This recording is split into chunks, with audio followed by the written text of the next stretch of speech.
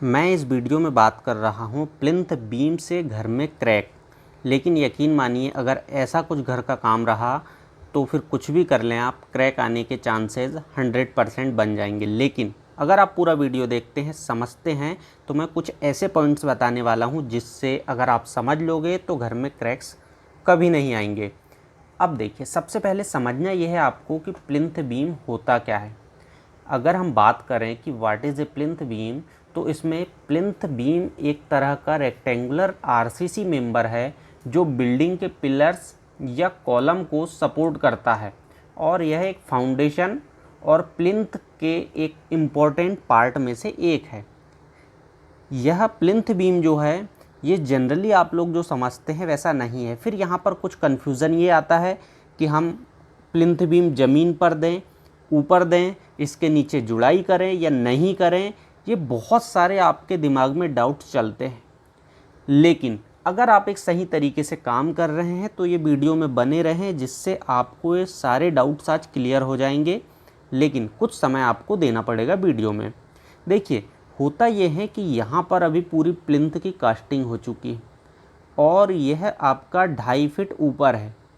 2.5 feet ऊपर है, लेकिन इसका भी एक मिनिमम क्राइटेरिया है कि आपको कितना रखना होता है, इसमें साइज़ कितना देना होगा। यह मैं पूरा इस वीडियो में अभी आपको बताने वाला हूँ, स्टेप बाय स्टेप, कि आपको साइज़ क्या रखना है प्लिंथ बीम का, इसमें कितना सरिया देना है। सारी चीज़ें अभी क्लियर हो जाएगी। देखिए, यहाँ पर जो प्लिंथ बीम बनी हुई है, इसमें आउटर बीम जो है वो ग्राउंड में रख दी गई है। इसके बाद आपका जुड़ाई किया गया है, यानी मेसनरी वर्क किया गया है, ब्रिक वर्क किया गया है। इसके बाद आपका ऊपर पूरा फिलिंग कर दिया गया है। ये 2-2.5 फीट की जो भी हाइट लेकर आना है आपको, इस हाइट के बाद यहाँ पर क्या किया गया है कि बीम रख दिया गया है, जिससे प्लिंथ लेवल मेंटेन हो जाए। अब ऐसा क्यों किया गया है, इसके 2 रीज़न हैं सबसे बड़े। पहला रीज़न ये कि इससे आपका जो कॉस्ट है, यानी अननेसेसरी इन प्लिंथ बीम के नीचे आपका ज़मीन से लेकर यहाँ तक जो ब्रिक वर्क होता वो बच चुका है। दूसरी चीज़, यहाँ पर आपका काम वही हुआ है, क्योंकि लोड कैसे आएगा वो ये समझ लीजिए आप। देखिए, प्लिंथ बीम जो है, इसको देने के कुछ रूल्स है, कुछ नियम है, या फिर ये कह सकते हैं कि कुछ पॉइंट्स मैंने बनाया हूँ कि क्यों दिया जाता है और इससे क्या क्या एडवांटेज है, साथ ही साथ डिसएडवांटेज है, फ़ायदे और नुकसान। पहले पॉइंट की अगर मैं बात करूं प्लिंथ बीम के लिए, तो प्लिंथ बीम बिल्डिंग के सेटलमेंट को बराबर रखने में हेल्प करता है।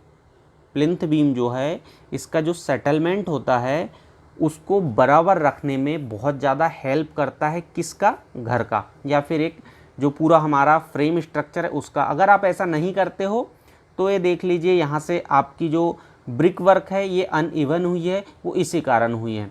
सेकंड थिंग या सेकंड इम्पॉर्टेंट पार्ट ये है कि बिल्डिंग के लिए डैम प्रूफिंग कोर्स का काम करता है, या फिर प्रोवाइड करता कह सकते हैं। जैसे डीपीसी आपने सुने होंगे, तो ये एक डीपीसी का काम करता है। तीसरे पॉइंट पर प्लिंथ बीम एक कंटिन्यूस बैंड जैसे काम करती है और सभी एक दूसरे स्ट्रक्चरल मेंबर जो होते हैं, जैसे लिंटल बीम, रूफ बीम आदि को बांधे रखती है और भूकंप में गिरने से रोकती है। सबसे ज़्यादा इम्पोर्टेंट पॉइंट ये है कि यह जब भूकंप आता है तो ऐसे कनेक्ट रखती है कि एक दूसरे आपको स्ट्रक्चर के जो मेंबर है गिरे ना, और एक दूसरे अपने आप को संभाले रखे, जिसमें प्लिंथ जो है वो सबसे इम्पोर्टेंट रोल अदा करती है। प्लिंथ बीम बिल्डिंग के सेटलमेंट के समय, फोर्थ पॉइंट की अगर मैं बात करूं, प्लिंथ बीम बिल्डिंग के सेटलमेंट के समय कोई क्रैक डेवलप ना हो, इसके लिए भी हेल्प करती है कि आपके बिल्डिंग में कोई भी क्रैक ना आए। ये सबसे इम्पोर्टेंट है पार्ट, क्योंकि आपने अक्सर देखे होंगे कि बहुत सारे घर में क्रैक्स दिखाई देते हैं। अगर आप प्लिंथ बीम देते हैं, सही तरीके से देते हैं, जैसे मैंने सामने आपको बताया फिलिंग करके प्रॉपर, तो आपको क्रैक्स कभी घर में दिखाई नहीं देंगे। 5वें नंबर पर मैं अगर बात करूं, तो ऊपर से मतलब स्लैब का बीम पर और बीम का कॉलम पर आने वाला जो लोड होता है, प्लिंथ बीम पर आता है, और प्लिंथ बीम से ट्रांसफ़र होकर ये फाउंडेशन पर जाता है, जो कि मैं बहुत सारे वीडियो में आपको इससे पहले भी ऑलरेडी बता चुका हूँ। लास्ट पॉइंट में इसमें कवर करूँगा, प्लिंथ बीम बिल्डिंग के सभी स्ट्रक्चर मेंबर को आपस में जोड़ के रखता है, जो कि अपनी पोजीशन पर बने रहते हैं या खड़े रहते हैं। जैसे कि आपका कॉलम हुआ, पिलर्स हुआ, ये सभी अपनी पोजीशन में बने रहते हैं, जिससे अगर आपका अर्थक्वेक वगैरह आता है, भूकंप आता है, तब भी कभी ये गिरते नहीं है, अगर इनका प्रॉपर तरीके से डिज़ाइन किया गया है। डिज़ाइन क्या होता है वो भी मैं अभी आपको आगे बताने वाला हूँ कि साइज़ क्या आएगा और सरिया में क्या क्या देना है हमें। अगर यहाँ पर प्लिंथ बीम के साइज़ की बात करें हम, और साइज़ से पहले मैंने जो आपको बताया था हाइट, वो हाइट की बात करें तो आपकी जो हाइट है नॉर्मली जो मेंटेन करने के लिए हम 1 से 1.5 फीट से कम नहीं दे सकते। यानी 1 से 1.5 फीट जो है इससे कम आप बिल्कुल भी नहीं दे सकते। लेकिन अगर एक स्टैंडर्ड वॉल की बात करें हम तो वो 9 इंच देते हैं आप। आउटर की जो है, अंदर की जो है, हम 4 इंच भी आज के समय में दे देते हैं, जब हमारा पूरा स्ट्रक्चर फ्रेम का बना हुआ होता है, फ्रेम स्ट्रक्चर हम यूज़ करते हैं।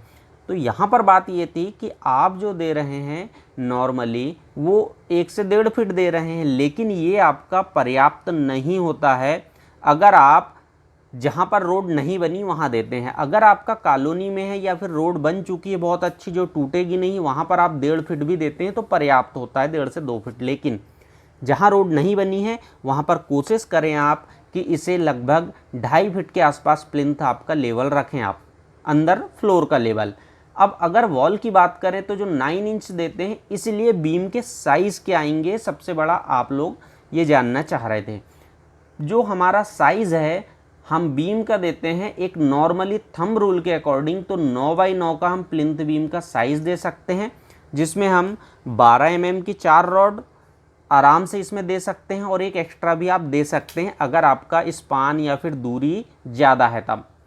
ये सिर्फ सिंगल स्टोरी की बात किया मैंने, लेकिन अगर आपका 2 या 3 स्टोरी है या 4 स्टोरी है, इस कंडीशन में जो प्लिंथ बीम आपको 9/12 का साइज़ देना चाहिए, और 9 बाई 12 के साइज़ में आप 5 रॉड मिनिमम रखें, एक एक्स्ट्रा रखें। अगर आपकी दूरी बहुत ज़्यादा कम है तब अगर आप 4 रॉड भी रखते हैं तो कोई दिक्कत नहीं। ये मैं बिना डिज़ाइन के आपको थंब रूल के अकॉर्डिंग बता रहा हूँ।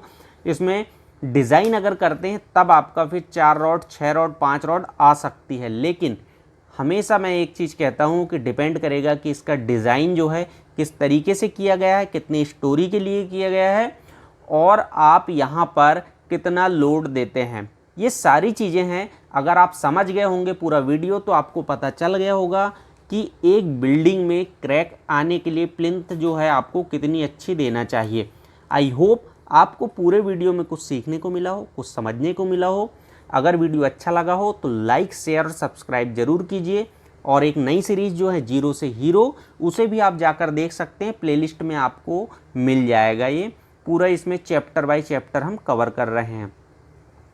अब आप समझ गए हैं। वीडियो में अच्छा लगा हो तो लाइक, शेयर और सब्सक्राइब कीजिएगा। नीचे रेड कलर का आपको बटन दिख जाएगा। मिलते हैं नेक्स्ट वीडियो में किसी अन्य टॉपिक के साथ। तब तक के लिए थैंक यू, शुक्रिया, जय हिंद।